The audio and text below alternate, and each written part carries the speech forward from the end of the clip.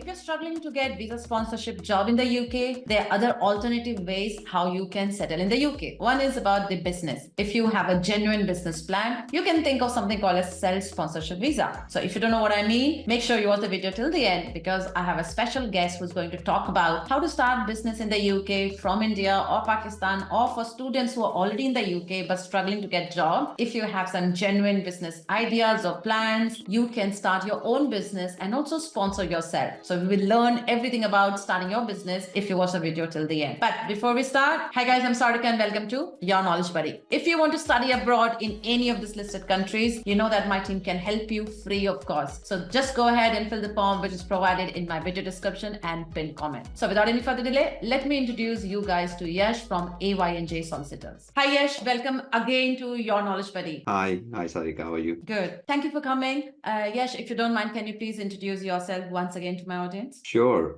My name is Yash Dubal. I'm Managing Director at AY&J Solicitors. So AY&J Solicitors is a multi-award winning Legal 500 specialized immigration law firm with over 15 years experience in central London. Okay, so Yash, thank you for the introduction. Today we are here to talk about a hot topic, which is about how to start business in the UK, sitting from India, Pakistan, Sri Lanka, Dubai, or any part of the world. So I have been making videos about jobs, but I was not making videos about the business because I don't think I have the right knowledge. But knowing you, and I know your channel got a lot of information about the business. So I would like to talk about it so that my audience can learn. And of course, if they need any legal help, they can also reach out to you. So I'm going to ask how to set up business in UK sitting in India. To answer this question, of course, this is based on my experience being an entrepreneur in the UK over 15 years now. This is not a legal advice, first thing first. It's based on experience share. We're very grateful and graceful that we are running this successful business. So that's my experience share. So the first thing first, anyone from anywhere in the world can set up a company in the UK without being in the UK. That's probably a less known fact for the people who are outside the UK. And that's an interesting fact that you can set up a business or set up a company, a limited company, no matter, where you are in the world. While setting a business, and I did cover in some of my videos on my YouTube channel, but for the benefit of your audience, Sarika,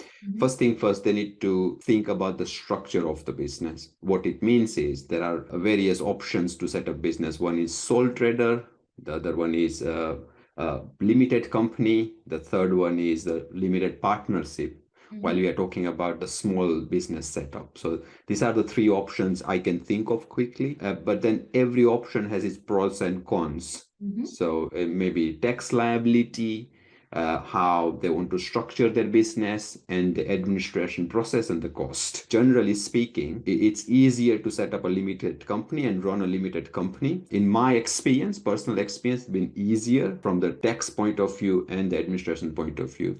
So that's a quick nudge and quick heads up at the start of this question. Hope that helps. Yes, if you don't mind, can we just take one example of a business and then go through the process that you explained and which one you think is the best type of business that they should set up? For example, say I'm in India and I already have a restaurant business. Now I want to expand my business in the UK. So as a business person, what is the first step that I should do? Sure. So if we are picking up an example of a restaurant business, and again, as I would say, this is my general knowledge, how the people are setting up restaurants, because I have many family, friends, and professionals I know running business, and I know how they're doing it. So I'm just sharing my experience. For restaurants, of course, set up a limited company, ideally, might be an easier option to set up a limited company first. And then you need to, because if you want to run a restaurant, you need to look for a place, the place you want to run a restaurant from. And then you acquire it as a lease, rent the property, buy the property, depending on your financial circumstances or your long-term plan. And then after, the most importantly for a restaurant is to seek an approval from the local council that can run it as a restaurant, because they need a special permission from the council. And we call it a star on the doors here. So that you get the stars on the door. That's number one. But that takes a bit of time for the council to come and check your, food hygiene, etc. It's called food hygiene certificate. But you can still run without food hygiene certificate as long as you have a permission in writing from the restaurant that you are allowed to run that place as a food business. And you have the rest of the setup ready. For an example, you need to set up kitchen, appliances, you need a chef, your marketing material, your website, etc. ready, then of course you can start trading. But I think the most important, and I think so, the complicated part here is to seek that approval from the council to run a restaurant, and that might take few weeks to few months. Yash, can I just understand why did you suggest limited company here? Yeah, because a limited company, of course, and again, this is based on my experience. This is not a legal advice. Limited company, it limits the liability of running that business. So for an example, business is business. There are successes and there are failures, but of course it limits your liability towards that structure, that legal entity. It doesn't come to the person who is running the business directly. That's number one. And number two is it's a more tax efficient way of running the business. If business making a huge profit, it remains within the business in the most efficient, tax efficient way. The administration of limited company is also easier. If you have more partners, it's easier to distribute the shares and control of the company easily. And this is why I believe the limited company, in my view, in the UK is more easier and straightforward way of running a business. So that's the step one, which I understand. So anybody who wants to start their business in the UK, sitting in India or any part of the world, first is set up your own limited company or any other type of company based on your business need. So in your example, in the restaurant business, you mentioned we need permission, we need to get the certificate. If anyone wants to reach out to you, say for a restaurant setup business, what part will your team help them? We have a network of strategic partners, and we work with these strategic partners. They're specialized in their niche for specific specialized advice. For an example, setting up a company, we work with specialized chartered accountants who can then go on to incorporate a company for the client. If they need a specific advice around setting up a restaurant, of course, we work with strategic partners who are specialized in setting up restaurants. So then they look after that piece of project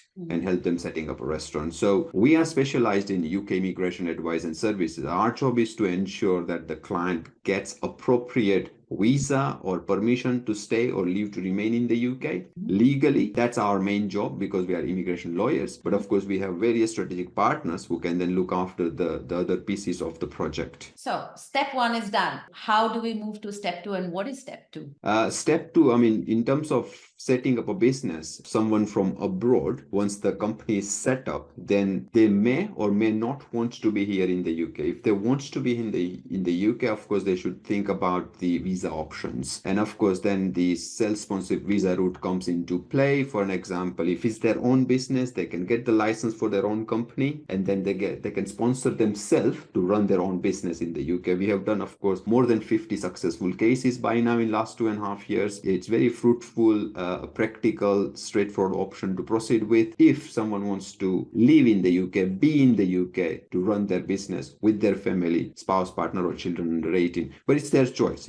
It's very subjective because not everyone wants to be in the UK. But if someone wants to be in the UK, they might want to explore this. So that's probably step two. I think one more important thing we have missed is setting up a business bank account. So every business most likely needs a business bank account to trade. It's very tricky to have a business bank account if you are overseas national and if you don't have a legal status in the UK. So the way you can help yourself to set up is by hiring a local or settled person in the UK within your business and take their assistance to open a UK business bank account. And this is what we do. We introduce with professional services provider to help them open business bank account. This is very important piece of information for someone who is trying to open a business in the UK. So in addition to, of course, visa, so we are talking about now a business bank account. So that's done. On top of that, Sarika, someone running a business in the UK should also consider seeking various insurances. So if you have any employee, you should have and you must have employer's liability insurance. Now, I believe the audience who is listening and watching this video, probably they are abroad and might not aware about the local regulations. So if you have any employee, you must have employer's liability insurance. Now, it's not very expensive. You can buy on Google, online. It doesn't cost huge amount of money in my opinion or experience, but you have to have that in place. And same time, you can have public liability insurance to make sure that if there is any inadvertent event, then you can be covered for the cost or a claim buy that insurance. So public liability insurance. So consider having various insurances while you run a business. So that's another point to consider. On top of that, if you want me to go a bit deeper, of course, you can hire various consultants about sales and marketing, because hey, what's the point of having business when there is no revenue? So if you are setting up a business, you want to make sure that you have a continuous revenue and profit, of course, the bottom line, top line, and the bottom line. Of course, you hire professionals like marketing consultants and sales consultants to help you with bringing in business, and then, of course, making and selling services or product for yourself. So that's another way, hiring professionals to help your business grow and thrive. I've got two questions from what you explained now. Sure.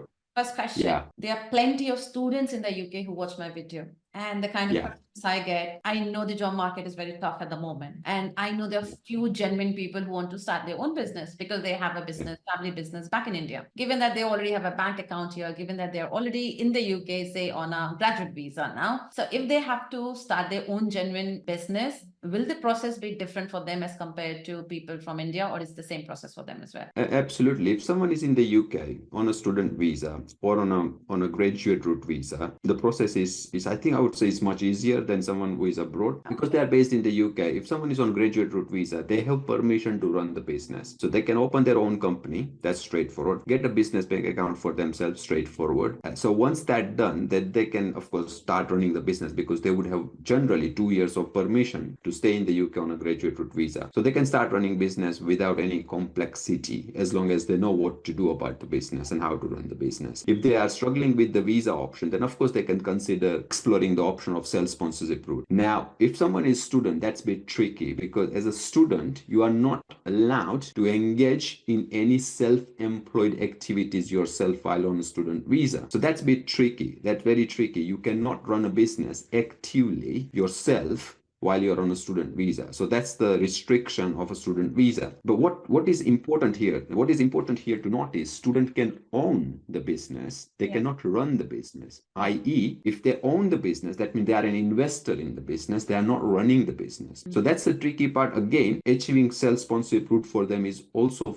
feasible, but it's tricky. And of course, seek professional guidance and advice around that. Now, talking about this term again, self-sponsorship, like you said, given that Yeah. from 4th of April, the new salary threshold is increased, 38,007 pounds. Yes. I'll say Yes. if someone who is setting up a business in the beginning, of course, they're not getting a lot of revenue as expected. How will they generate a pay slip or give a salary to them as which equates to the minimum salary, which is described by the government? What happens then? Yeah, sure. That's very, I've been asked this question multiple times since this potential change that's coming up in April of salary criteria. It's very straightforward. The answer is very straightforward. Number one is the salary threshold is increasing around to 38,000 pounds. Anyways, we recommend between 35 to 40 from day one.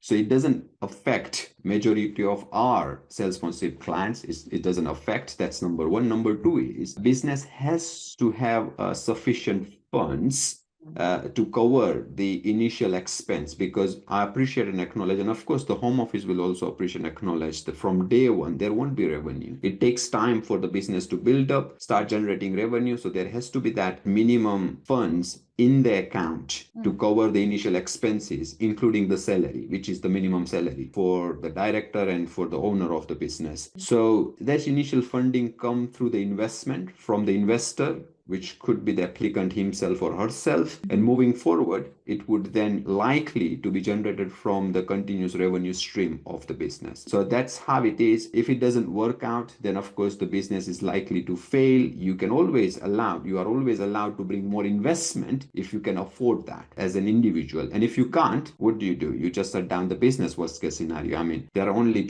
few options at hand. I mean, it may sound too complicated, but it's not. And this is the answer to the question. Hope that helps. From your experience of the successful candidates for self-sponsorship visa, what kind of minimum investment or the savings you think people should have in their bank account? Yeah, a really good question. And the answer is very subjective. And it depends business to business. I.e., what it means is If it's a service-based business, you can work from home. Let's say it's an IT consulting business or management consulting business or any consulting business, which is purely service-based business. It doesn't require a huge investment to kickstart the operation, right? It's mainly to cover the cost of the employee first, which probably is the owner or the director of the company, and paying that minimum salary of around 35 to 40,000. That's the large expense. That's number one. And number two is probably a minor expense of having the virtual office, or probably some marketing expense, etc., or some minor admin expense. So there isn't much cost, upfront cost, because it's purely service-based business. So it might work even with £25,000 or so. If the applicants think differently, we want to hear. Normally what we do is we take an instruction from the applicant, asking them, what do you think you will need as an investment to run your operation? Because everybody has different way of running business. It's very subjective depending on the business to business. Now, if someone wants to run a hotel or a restaurant, it might require more investment than just 25,000. The answer is it depends on the business. Okay, so what we have covered so far: step one, think about your business, set up your company. For example, if it's a restaurant business, it can be limited company, and that's your suggestion. Set up a bank account if you know already somebody in the UK, or look for a partner or your team can help. Third is getting an insurance done. Is there more steps involved? As of now, I can't think of anything else. Business is all about setting up a business. Then, of course, think about the regulatory licensing requirement. It's mainly about the regulated business. The consulting business, majority of the consulting business are not required for any regulatory licensing. But I think the restaurant needs a bit of licensing. Alcohol needs some licensing. If you are running a care industry or care home, something, it needs licensing. So setting up a structure, your legal entity, setting up a business bank account, then think about the regulatory licensing. That's number 3. And then after insurances, and then of course, last not the least, is how would you run and get the revenue flowing in for yourself. So it's about marketing and then sales. I think that's clear for me, and I hope this is clear for my audience as well. Thanks, Yash, for coming and sharing your knowledge. And guys who are watching my video, if you guys got any question related to starting your business in the UK from any part of the world, you can leave your comments below. And also I'll provide the link of a form if you want Yash and his team to reach out to you to assess your business needs. You can fill the form and someone from his team will reach out to you. Thank you very much, Yash. Thanks for coming and sharing knowledge. Thank you. Thank you so much. Thank you. Thanks.